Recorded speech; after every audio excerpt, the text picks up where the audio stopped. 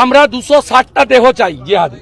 26টা মেরেছে হিন্দু বলে, আমরা 260টা দেহ চাইছি। ভারত মাতা কি 260টা দেহ চাইছি, 24 ঘন্টার মধ্যে দিতে হবে। আমার স্বামীকে কালমা পড়তে বলেছিল, আমার স্বামী হিন্দু, কালমা পড়তে জানে না, তাই গুলি করে মেরে দিয়েছে।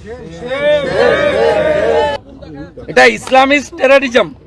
আমি তো বলবো ইসরায়েলের প্রধানমন্ত্রী যেমন গাজাকে মাটির সঙ্গে মিশিয়ে দিয়েছেন, এই ক্রস বর্ডার টেররিজম যারা করছে তাদেরকেও মাটির সঙ্গে মিশিয়ে দেওয়া উচিত।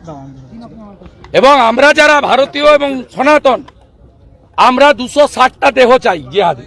26টা মেরেছে হিন্দু বলে, আমরা 260টা দেহ চাইছি। ভারত মাতা কি 260টা দেহ চাইছি, 24 ঘন্টার মধ্যে দিতে হবে। দেশের প্রধানমন্ত্রীকে অনুরোধ করছি, আর্মিকে এবং প্যারামিলিটারি ফোর্সকে অনুরোধ করছি। এখানে মন্ত্রীরা এসে মমতার নির্দেশে নাটক করছিল। আমি পৌঁছানোর পরে ডাইরেক্ট বলে দিয়েছে যে আমার স্বামীকে কালমা পড়তে বলেছিল, আমার স্বামী হিন্দু, কালমা পড়তে জানে না, তাই গুলি করে মেরে দিয়েছে। সমীর ঘোষ স্ত্রী ডাইরেক্ট বলে দিল মোদির লোক বলে মেরেছে। তৃণমূলের কাউন্সিলর অসীম বসুর সামনে বলেছে হাতে ডরু ছিল তাই মেরে দিয়েছে, বলেছে তোরা মোদির লোক। প্রমাণ হয়ে গেছে ভারতীয় এবং হিন্দু বলে খুন করেছে। সত্য স্বীকার করুন, ভারতীয় সনাতনীরা ঐক্যবদ্ধ হন।